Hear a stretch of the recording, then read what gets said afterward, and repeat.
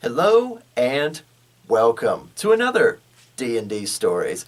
I'm your host, TheWriter, and this is the show where I sit here and share with you all the campaign and remember the time when something cool happened stories for tabletop games. So, if you remember last time, we started the new campaign of Goddess Wheel, and our heroes have been setting out across the desert to capture the pages of the Infinity Book. And they picked up a courtesan, a dragon's courtesan, last time, rounding out the party to 4 members. They've collected 2 pages, and there are 7 more to go.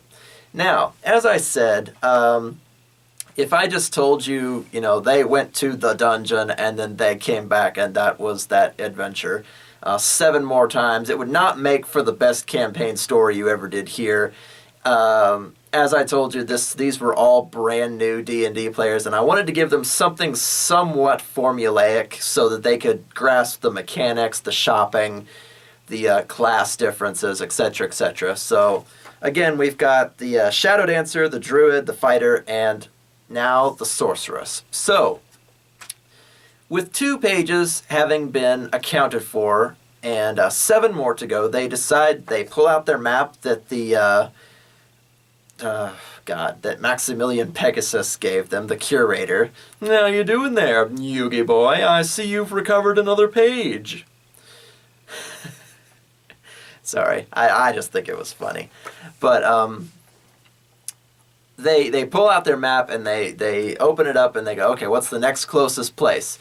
And they go from dungeon to dungeon, from like, I guess, ruin to ruin would be closer, collecting these pages along the way, and some of them were interesting and some of them weren't, as far as like the structure of the dungeon or whatever's left of this temple or whatever have you. But along the way, they do get harassed a lot by the sand dragon. If you recall, he charges 10,000 gold anytime he catches you in his territory, and the price only goes up every single time. So, despite having killed that black dragon to rescue Catherine, they did lose a big chunk to him last time, and throughout their adventures, they run into him like 6 times, and it's 10,000, 11,000, 12,000, and it just keeps going up and up and up, and the players are getting pissed. I was like, stop rolling ones!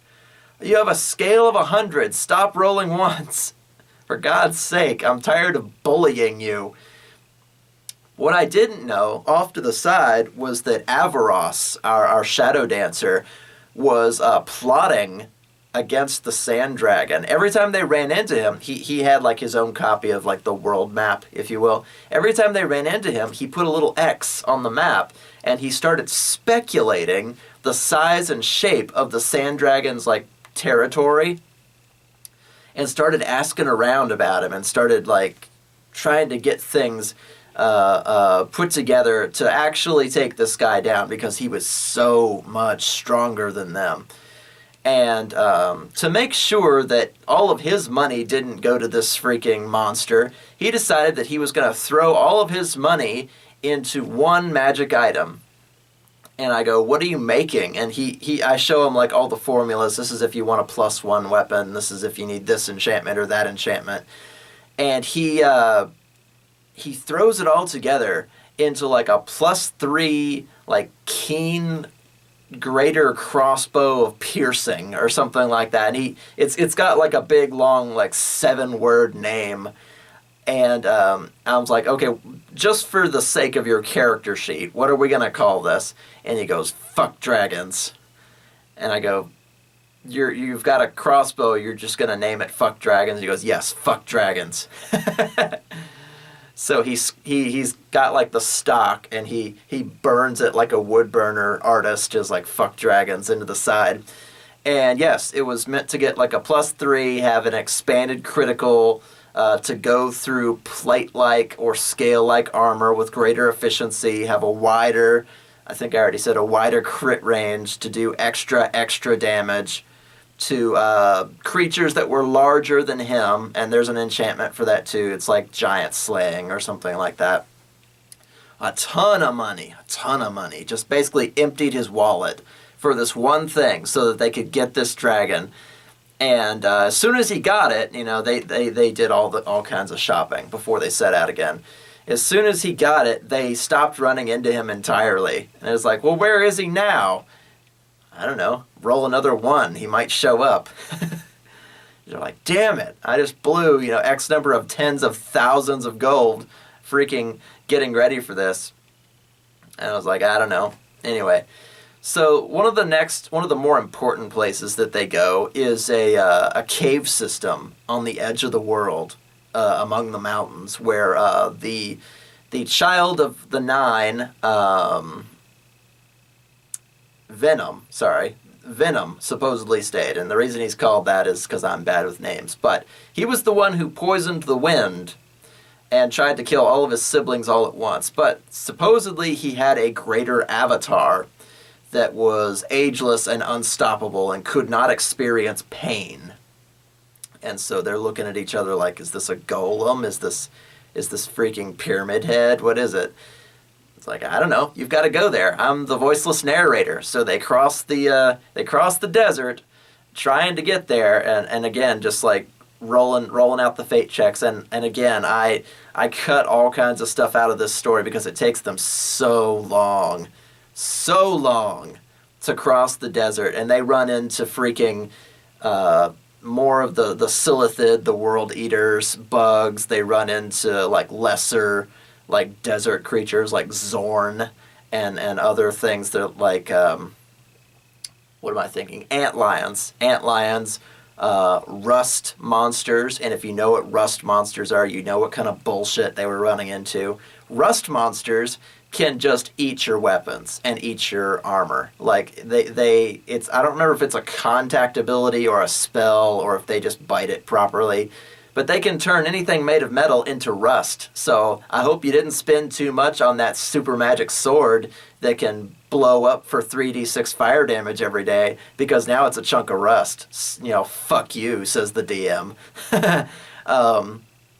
Rust monsters are only ever really used to like curb players that are growing too powerful, because they'll go and just like eat magic items or eat things that are made of metal. And worser, more vindictive DMs, if they don't want to pull out the Tarisk, they throw rust monsters to just eat half your gear. I had rust monsters on the on like the docket of things that they could run into. Like I had a group of like 30 different monsters, and I would just like roll out the random group of enemies and make sure the challenge rating wasn't too high. And yeah, that is to my detriment. I shouldn't have been doing random battles, especially after I made fun of Shadow of the Northern Plains. But they were getting XPs and monies and again, learning the core mechanics of the game. So I like to think that's a small justification for that. But they did lose a couple of items to rust monsters on the way out there. And they finally arrive at the base of the mountain. And they know one of the pages of the Infinity Book is going to be there.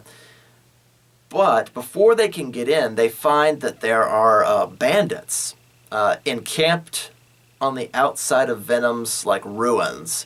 And if you can imagine like Karnak, like pairs of like pillars, obelisks, great sheets of stone that are square-shaped like tile, stairs going every which way, dried up wells.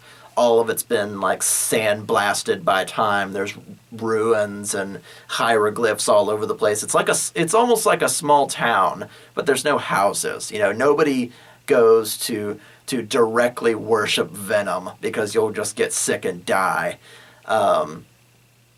His followers probably lived in like a town far away and brought him tribute or whatever it felt like. But now that Venom is dead and gone, however many hundreds of years ago, these bandits have moved in, or these marauders, sand people, whatever you want to call them, and they've got the place pretty well fortified. And our heroes kind of look at each other like, how do we get in? It's like, well, we could just like steamroll through them. I mean, we are heroes, and they look around, and there's like 30 of these guys, and they're like, maybe not. Strong as though we may be, we are not that strong. So they go, well, we need a distraction. And they look at each other, And then everybody turns and looks at Catherine. And he goes, "What?" And he goes, "Sorceress, what about your talents?" And she goes, "You want me to go in there and service 30 men?" And, and well, what about prestidigitation? She goes, "Shut up. I'm a courtesan. I do not serve this common rabble." And she goes, what about the bandit leader? What about him? If you distract the leader, surely the others will be, disorderly and not paying attention." And she goes, And so they send Catherine in, pretty much by her lonesome. And they go, "What are you guys planning? Is this like a middle of the night tryst, or what are you gonna..." And she goes, "I'm going to sneak into the bandit leader's tent, like in the dead of night." And of course, he's got a big tent, like off to one side. And, the bandits are like scattered about around campfires, like sharpening their knives and reading out of like texts for where they should be going next and why and stuff like that. But they've been here a while. There's enough camels and horses and supplies that this is where they go when they're like at rest. And Catherine kind of looks over and goes, "Okay, I'm going to sneak in and like pretend that I have been lost in the storm and I am grateful to have run into these people." And I go, "Okay." And she sneaks in, "Oh, I've been wandering the desert for days," even though she looks fine. And roll your diplomacy and stuff like that. She rolls really high because she's got the plunging V-neck dress on that gives her a +5 to freaking diplomacy and seduction. And of course she runs to like seduce the bandit leader. And I go, "Okay, well, it's been 5 or 10 minutes. You guys, are any of you going to like make a move or anything, or start like picking people off?" And Avaros, who's the shadow dancer, decides, "Yes, I can pick people off." And I go, "Well, how are you going to do this? There's 30 of these guys, and they're not especially like pressed together, but they're not really scattered apart that well either." He goes, "Well, I'll just like wait for when one of them needs to go take a piss. I'll just like pick him off when he goes off on his own, or when one of them goes to check on their like supply heap or their horses or whatever, I'll pick that guy off and I'll pick that guy off." And he gets like 6 people over a course of like an hour. The guy watching the horses, the guy watching the supplies, one guy goes off to the bathroom, one wanders off, just, I guess, wandering. He goes for a walk, I guess. And, the night is falling, and Catherine is nowhere to be seen. And by the time Catherine gets back, maybe a third of these guys are gone, and they're starting to notice. Like, "Where's so-and-so? He was supposed to be, tending to the horses. Where's so-and-so? He was supposed to bring more firewood," and like, on down the chain. And they start, the exclamation point comes up that something's up. And they, of course, go to their leader, who is in the middle of railing Catherine, who rolled well enough in her seduction. So they go in, and she's like bent over a table of maps and crap. He's like, "I'm busy, get out!" "Where did that woman come from? Get out!" So Catherine gets a good eyeful of like their map and their plans while this guy's going to town on her. And far be it from me to say that you can't use sex as a weapon, but this was a precursor to someone else who was much worse, but we'll get to her later. But having played Spoonie, I was like, I can't make fun of him. I can't say anything. He learns all about their plans, that they're going to go into Venom's caverns, and they have maps of the insides of these ruins. So she's like looking them over while she's getting railed from behind by this guy. And while he's busy, the rest of the party is running around again, just like picking guys off. Like one of them tries to scream. He spots Raken running from like ruin to ruin, and like 5 or 6 of them run around. And they get picked off by Avaros and Gale, the druid, who's like throwing freaking, again, exploding acorns. And, by then they're starting to make noise. So the others come running, and this battle just breaks out off to one side of the ruins. The leader has no idea. And they've got like low-level magic users, fighters, things like that. They've got some of them have some XP to them. A bunch of them are just minions. They've got like 1 hit point, but 5 or 6 of them are worth the trade-off. And of course, Raken's wading through these guys. You can't get through my armor. I shield bash that fucker, and I stab that fucker through his neck. He's playing a pretty good fighter as he goes. And of course, Avaros is leaping into one shadow and popping out of the next shadow to like stab a guy out through his eye socket and out the back of his head, while Gale's just like trying to find like the highest point to climb up on, like an old statue or something, and just like grab a handful of the exploding acorns, throw them down indiscriminately over the crowd. Freaking Raken and Avaros take some like collateral damage because he's just basically throwing small grenades into a crowd until the whole place just kind of like there's blood and gore everywhere, and they've got plenty of time to take all these guys down. And they loot the bodies. They've learned to loot the bodies, to check them for magic items and potions and stuff like that. So they're learning, which is great. And it's like, well, there's 27, 28 guys here. There's I guess 30 would make a nice round number. They're already thinking like D&D players. So 3d10 bandits. So there's a leader and they seem to have gotten all the rest. So by the time they arrive back in the tent, the leader has completely exhausted himself in Catherine's woman parts. And he's like doing his fly and getting ready for like nap time because he's taking his payment for shelter and returning her to the nearest town out of her backside. And since she's basically a prostitute as is, she had no problems doing that because that's just the profession that she's got. In the meantime, though, Catherine steals all of his maps, like when he's like not paying attention to anything else other than what he's doing. She basically like grabs a couple of his maps and like shoves them into the front of her dress, and like grabs a dagger that was set in the place where they were going, and then like a couple of coins. Like while he's doing her doggy style, she's like taking everything off the table and putting it in her dress.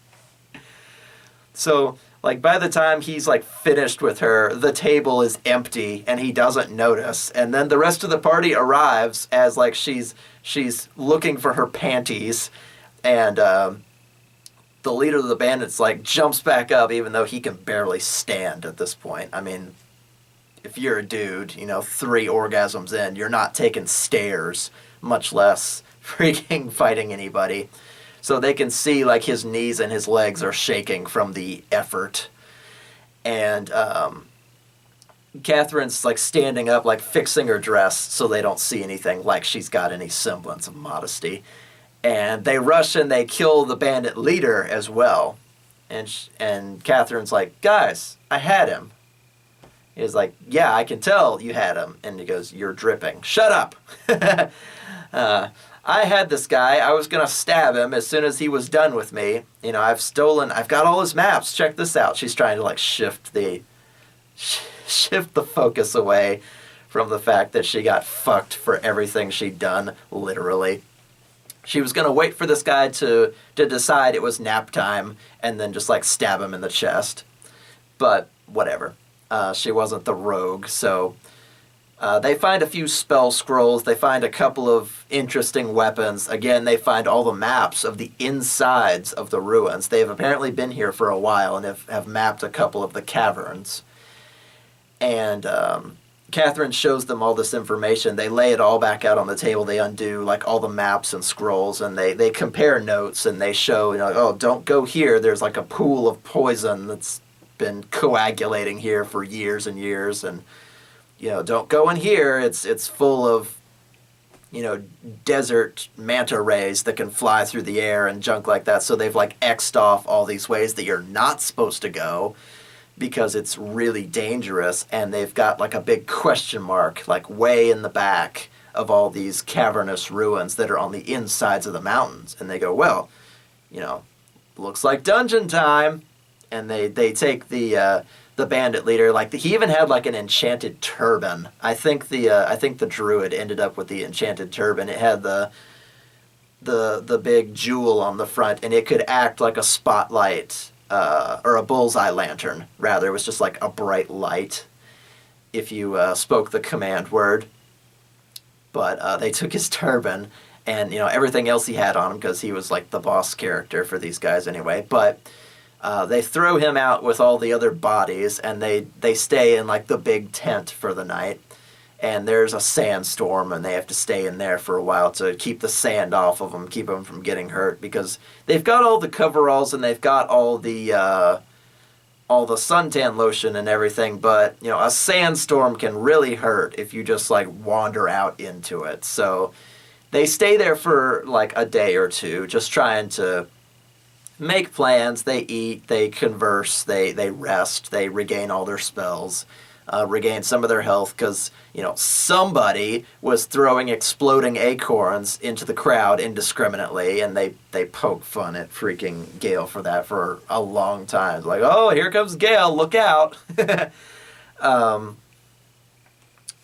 And they, you know, once the sandstorm dies down, they decide that they can go on into the mountains. And it's, you know, it's maybe 1,000 more feet. Again, these ruins kind of split out from like the cavern where they're supposed to go in. So this could have all been one building at one point. It's just kind of fallen apart into ruin. But again, it's like Karnak. There are obelisks and pillars and, like, you know, chest-high walls everywhere. It was a great battlefield for all the guys that they had to sneak up on and kill and loot and et cetera, et cetera. So they go in after a while, and it is incredibly dark in there. So they put the turban on, they turn the light on.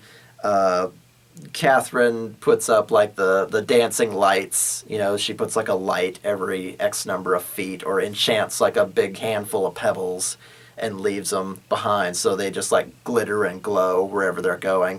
And they've got the map, and they're doing pretty good as far as like new D&D adventuring players are. They're leaving breadcrumbs. They've got a map. They've been doing pretty good as far as making plans and stuff. And Avaros is like shouldering fuck dragons, almost like Jack Sparrow. You know, this shot is not meant for you, and stuff like that. So he's still got like his twin daggers. And Avaros actually got a pair of weapons off of one of the World Eaters, like a really big, not Hercules beetle, but something similar, something with mandibles. And he pulled off the mandibles at one point and got them made into daggers. So it's like the World Eater pinchers or whatever. They could do poison damage on a percentile if they were both being used at the same time. So he was like dual wielding insectoid freaking dagger things. That was pretty cool. There were a lot of magic items, a lot of created magic items in this campaign, but can't fault him for creativity. So he had fuck dragons on his back, and he had the two twin daggers as they were going in. And they run into like slimes, gelatinous cubes, oozes, poisonous things that just aren't solid or really easy to deal with. So they knock stalactites off the ceiling to fight these things. They I think it was Catherine who picked up a bunch of clods of dirt and just threw them onto a slime. Just kept throwing them until it became like a mud slime, and they just crushed it once it was solid. That was actually really clever.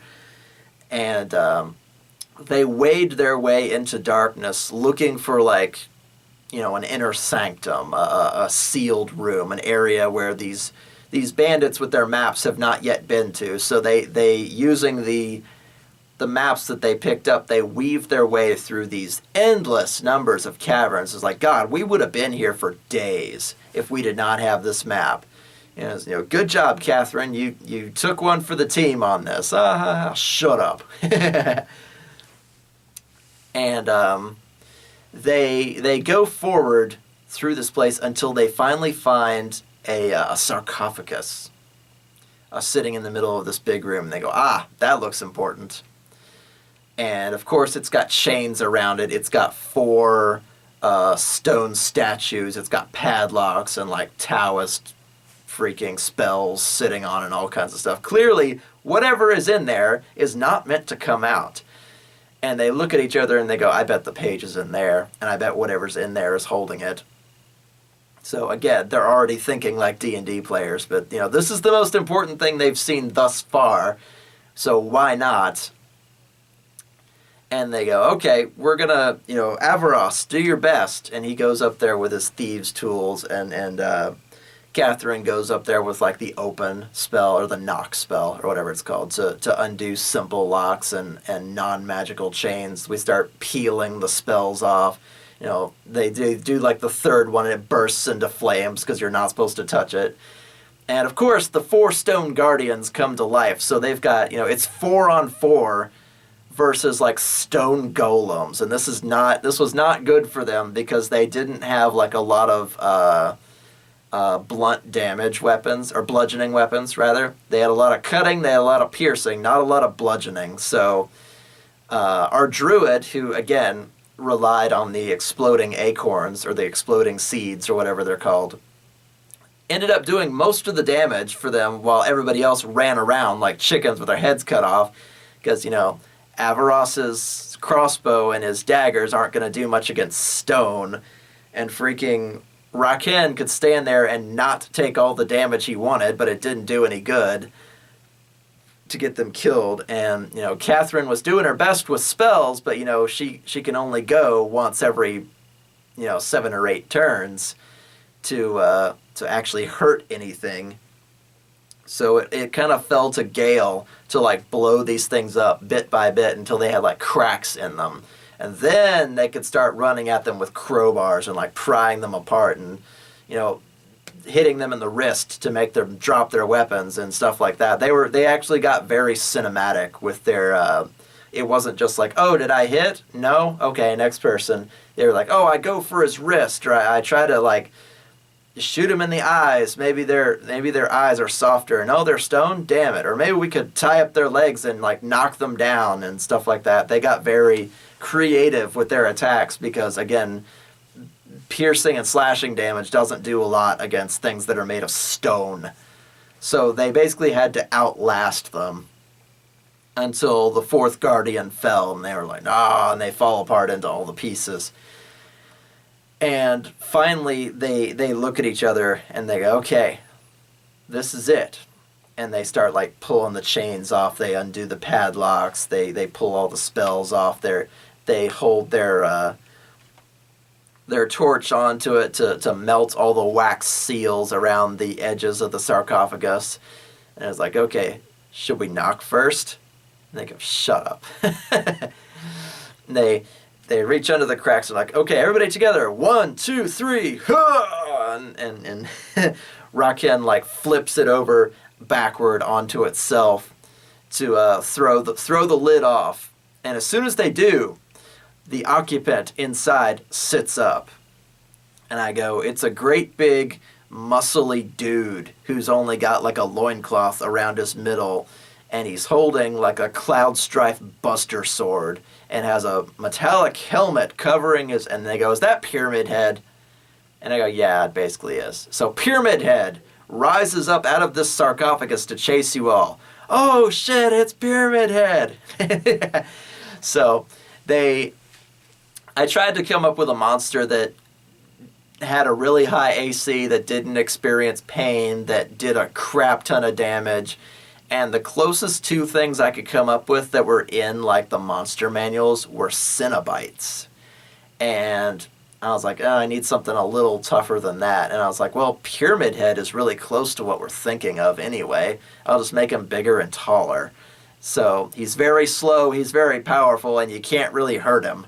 So Pyramid Head chases them around this room long enough. They're like, okay, we've got to, like, lead him around because he's like a heat-seeking missile. Rodkin runs up and tries to hit him with a sword and takes 4d10 Buster Sword damage for his trouble. It's like, okay, nobody else try that. But they do notice that he will like lock on to somebody and follow them around in a straight line. And they remember and they look at the map and they go, well, there are poisonous pools and acidic trenches throughout these horrible places. This is where Venom was from, so it's a very unhealthy place to be. Maybe we could lead him across like an acid river and he would die. And we go, oh yeah. Like, Catherine, stay behind and get into the sarcophagus and see if the page is there. So whoever caught this guy last, threw the page in there and chained him up, and then threw the sarcophagus, it's a 300-pound lid, and like chained it and sealed it and all that stuff. So it took a lot of effort to get him in there, but hopefully he's not indestructible. So the other three party members were leading Pyramid Head on until they found the proper like acidic, like basically like stomach acid, just a really awful frothing bubbly thing to lead him through so that he would dissolve, not so much so that they could hurt him. And finally, they find this place where they're going. He follows them like half a mile. Like, there's just lots and lots and lots of tunnels, and he doesn't stop. Like, there's no aggro limit for this guy. It's not like an MMO where if you run far away enough, Raken, that they'll just run back to where they were. No, he sees you, and he's going to chase you forever. So they, using the map and walking like as quickly as they can, because again, he's slow, so he's not going to catch them unless they make a stupid mistake. They check their map and they're leading him along until they get to an acidic river, and he sets them up for like the big like cut you down the middle from head to groin attack, and they throw themselves out of the way and they turn around and they shoulder check him forward into this acid bath, just. And the giant, like, Cloud Strife sword goes tumbling to one side as this monstrous thing just dissolves. Just blood, gore, and entrails just go every which way. The helmet itself, like, turns gooey, and all the studs come out of all the cracks and findings, and the rust turns to blood, and it all just kind of comes apart like some sort of horrible Schumacher film. And, there's this long silence, like, did we get him? Is he going to come up out of the acid? It's like, if he's like Pyramid Head, he might just pop up somewhere else. It's like, we don't really know. It's like, well, you just named him that because that's what he reminded you of. And there's this long silence. They stand there, like, staring at the acid to make sure he doesn't, like, get up back out of it, And finally, Raken goes, dibs on the sword, and runs over to get the giant sword. And I go, well, Raken, it's a 4d10 plus strength weapon. And he goes, oh my god. And I was like, but in order to wield it, you have to make a strength check every time. And he goes, ah, damn. So I think he used it like 3 times before he gave up and threw it away. It was just too big, too heavy for him. It was like a giant's knife or a giant's long sword or something like that. It was just a really big, like, stupid big fantasy weapon that he had no right swinging around. But back with Catherine, she had like fished through all the filth and rubbish that was in the sarcophagus and found a chest. And inside the chest was the page, along with a bunch of platinum pieces and jewels, because yes. And she goes, I got it, yeah! And they unroll it and they read it, and it tells the next portion of the Infinity Book story, which I've already related to you. And another hint for how to contact God using the Goddess Wheel. And it like narrows down which rooms are viable to use as a megaphone to talk to Natishka. And they're like, okay, we've also got this hint now, so that narrows it down to blah, blah, and blah, blah. I was like, well, you've got 900 rooms to work with. It's really not narrowed down at all. Like, yeah, but we're still working it. Like, they've got 3 hints out of 9, so they're working the numbers already. So it's like, you must enter the labyrinth from the south. You know, the room number, the 3 digits of the room number equal 14, and there are 3 digits on the room number, so that eliminates the first 99 rooms and stuff like that. It's really vague things that wouldn't help you unless you had like all 9 hints, because there are too many wrong answers. And doing the ritual with all those expensive materials and getting it wrong would really suck. So they're writing down all the hints, and they made a copy of the page for themselves, and like, okay, we've got to get back across the desert. That was Venom's ruin. We've got that all sorted out. And they go, okay. And again, that chest was full of platinum pieces. So again, I'm giving them the chance to go shopping, to upgrade things for themselves, to learn all the formulas for, I want a +3 this, I want a +2 that, etc., etc. I want a suit of armor that is fire resistant, so I need this enchantment and that enchantment and stuff like that. I wanted them to learn like all the crunchy numbers, which I've said several times, but that's neither here nor there. While they're on their way back, you can guess what happened. They rolled another 1. And the sand dragon shows up, and they're like, God fucking damn it. And Avaros is like, I whip out fuck dragons. It's like, we'll take you on this time, motherfucker. And it's like, the sand dragon's like, you're in my territory. This is like the 6th time I've run into you. You're not that smart, are you? And Catherine's like already like counting out the platinum pieces. It's like each one of these is worth 100 gold. I guess that's like 160 of them. This is 16,000. It's like, no, we're going to fight him this time. We're going to keep fighting him until we freaking beat him. So Avaros and Raken think they've got it this time, because Raken's got better armor this time, and Avaros has his big like fuck dragons crossbow.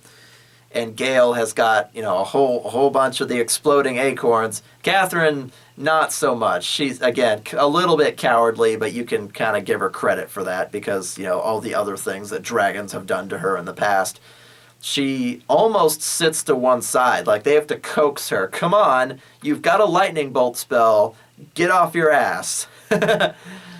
So it's like, okay, we line up. We're going to freaking fight him again. So they get a face full of the sandstorm breath, which can rip the flesh from your bones, by the way. And they line up behind Raken, who has the indestructible shield. And I was like, it's not like a tower shield. You're still going to take damage. You don't have cover behind this thing. It's just you take less damage because it's not ripping the flesh from your face while you're holding it up. They're like, okay, we go and get him. Exploding acorns, lightning bolt. Fuck dragons. It's like, and they shoot fuck dragons at him. And of course, Avaros gets the crit on the first shot. And he goes, yes. And what's this dragon's AC? They're trying to figure it out. But, again, you're not supposed to voice numbers when you're the DM. But it's like, we try to figure out what this dragon's AC is. I do maximum damage. I do double maximum damage, and it's piercing, and it's this, and he lines up like all these different things, and does like 80-something damage all in one. And I go, oh my god! I think we went by like exploding dice or something like that. He just kept rolling maximum damage because it was a specified weapon for this particular monster, so it probably had Dragon's Bane on it. Now that I think about it. So it was a heavy crossbow, +3 keen, piercing, Dragon's Bane. Probably like bursting as well. I need to go find his character sheet. I've got it somewhere. That shows all the different enchantments that were on fuck dragons. But he does so much damage just in one shot. And unfortunately pulls aggro doing so. It's like, that weapon was made specifically for me. And the dragon just like runs up and like slashes him right across his front. And like his armor just goes to ribbons immediately. Like he took more than half of his health in one go. And, fuck dragons goes tumbling across the sand. Lightning bolt, exploding acorns. No, we got him this time. You can't get through my armor. Boom, he gets knocked into the sand again. And Catherine's in the background already cowering, like, you can't get through my armor. Shut up, Catherine! I know what I'm doing! He gets knocked again except this time he's all the way under the sand. It's like, they can't do it. Despite all the crap they've gone through, all their upgrades, getting the fuck dragon's crossbow, it's not enough. The sand dragon's hide is too thick. It's used to the terrible sandstorms and the beating sun of the desert. They're just not doing enough damage. Fuck dragons is piercing him, but not in great enough increments that he wouldn't just squash Avaros. So that fight again goes to a grinding halt, and he gives them one more option: pay me or I'll kill you and take everything. And Catherine runs forward, dress already in tatters because she's been through a lot today, and rushes up and drops the giant sack of platinum pieces in front of the dragon. And he's like, well, thank you very much. Nice doing business with ya. And he takes the bag and he crushes it into his chest. And I go, Catherine, when he takes the bag of platinum pieces and crushes it into his chest, into his belly, you can see the sparkling of gold and gems and other things on his underbelly. And they go, he's like a treasure whale or something like that. The underside, where his scales would be softest, is his hoard. That's where all the gems are. That's where all the magic bits of armor. He must be very soft or very sticky or something on his underside. That's why we can't get through to him, because he's basically wearing his hoard, and it's all metal. Gold is a soft metal, but it's layered on so thick along with whatever else he's got. And Avaros kind of looks up from where he's splayed out across the ground, and he goes, oh, I bet he's got one of the pages. And the table goes silent, and everybody looks at me. I try not to grin. I try not to smile. And they go, you motherfucker. And I go, yeah, kinda. That's a fairly good inference as far as a D&D campaign goes. If you run into the same enemy over and over and over and over, he probably has something of importance.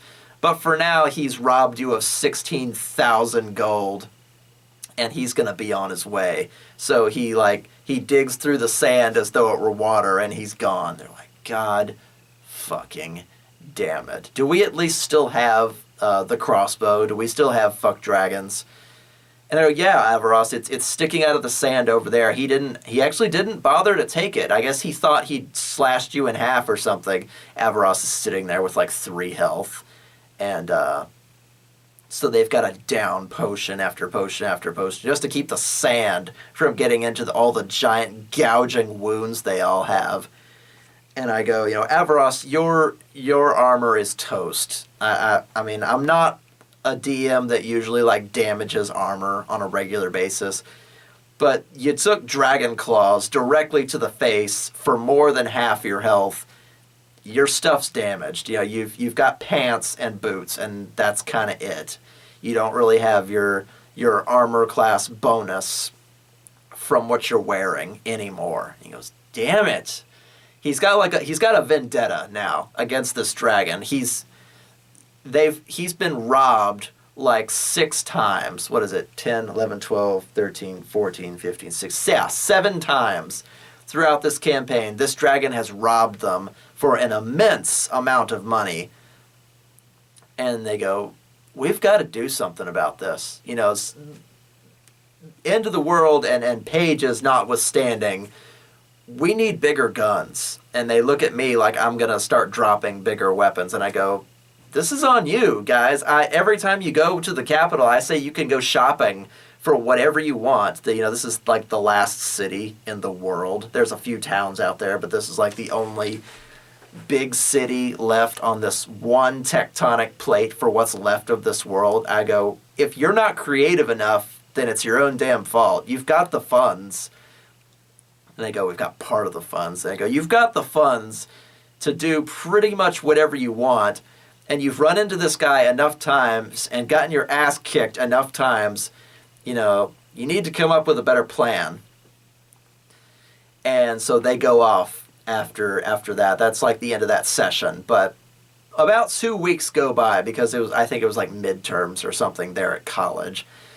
But they come back in 2 weeks.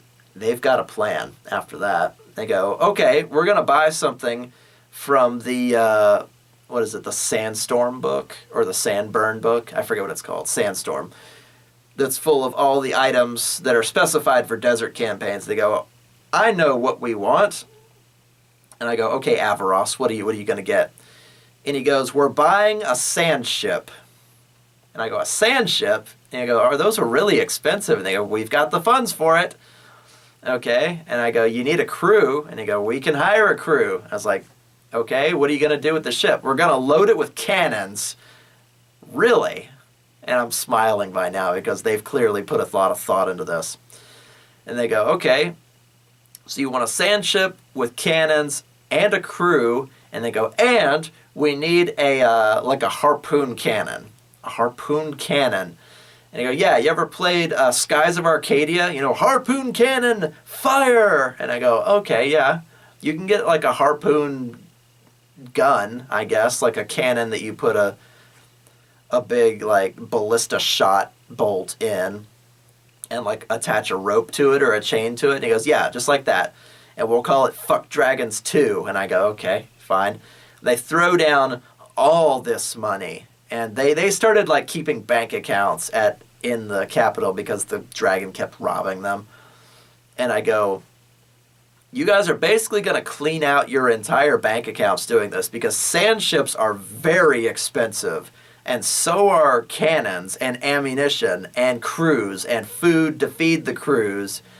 And, you know, these people, they're not just men. They're, you know, sailors. They're siege engineers. They're, you know, navigators. There's got to be one guy that can drive the damn thing because it's a magic boat. You know, these people are probably paid by the week, if not by the day. Can you afford all this? And Avaros reaches like over into like his bag and he pulls out this big long sheet of paper and he goes, okay, sand ship is on this page and it's worth this much. And I go, you know, cannons, and we're getting 8 of them, are worth this much. And here's much for cannon shot and cannonballs. Here's how much to hire a crew. Here's much to hire engineers. He had plotted the whole damn thing out. And I don't remember what outrageous amount of money it was. I'm sure somebody in the comments will figure it out because you guys always do. But they put all this money down to buy this big-ass ship with cannons and crewmen and all kinds of things on it. And they put like an armored deck on it so it wouldn't just like fall apart if the dragon decided to land on it. Still would, but still very strong. And they go, and I go, okay, you guys have got yourselves a sand ship. So we cut out like a grid board that's going to be this long and this wide, and here's where we're going to put each of the cannons, and here's where we're going to put all the things. Players, I have noticed this over time. Players love vehicles. So if you've got like a cart that's got a ballista on it, or if you've got like a ship or a sand ship or a flying castle or whatever it happens to be, they love that because that means that they can customize it, they can put a crew in it, they can tell it where to go, they can shoot at shit. They love that. It's very cool. But one of the top honors that went with this ship was naming it. And I go, well, and they argue back and forth and back and forth. What are we going to call this? We're going to call it Fuck Dragon. No, your crossbow and the cannon are called Fuck Dragons. You can't call the ship Fuck Dragons 2. What if I call it Fuck Dragons 3? No! They go, well, why don't we call it Excalibur? Why don't we call it this? Why don't we call it that? And I go, well, you guys are going to sit there and argue, so I'm just going to say it this way. Who paid the most? And they look at each other, and they go, well, it costs this much gold, and, you know, I gave this much, and I gave this much, and I gave this much. And then Catherine steps up and goes, I gave this much. And Catherine had given far and away the most gold. I was like, all right, Catherine, you get to name it. So what are we going to call this new, like, dragon-destroying, desert-crossing vehicle? And Catherine, the player, who is a dude, again, puts his hands on the desk, and he smiles, and he looks at each of us in turn, and he goes, we're going to call it the Heart of Gold. And we all go, ah!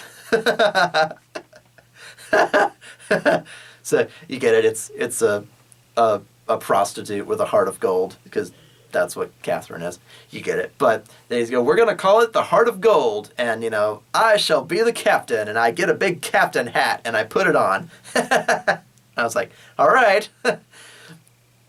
So they share 4-part ownership of this, but the crew will listen to Catherine because she's in charge. She's got the big hat. So whomsoever wears the captain's hat is the captain of the Heart of Gold. So it's like the talisman that shows you're in charge. And we go, all right. So with the Heart of Gold in tow, and having brought back the next page, with the Heart of Gold to be put up on and all the cannons loaded and ready, you set out into the desert, not only for the next set of ruins, but also ready for the sand dragon when he should come harass you again. And he goes, and Catherine picks up like a long sight scope and goes, "Bring me that horizon." So that seems like a good place to stop for now. I've got a bit more of this campaign to tell. Again, it's not very interesting to just go, oh, they went to this dungeon, then this dungeon, then this dungeon. This is just kind of like the meta story as they're going. So they went through several dungeons, just like going through the dungeon, fight the big World Eater, fight the Stone Guardian, whatever happened to be there. It's relatively uninteresting as far as D&D stories goes.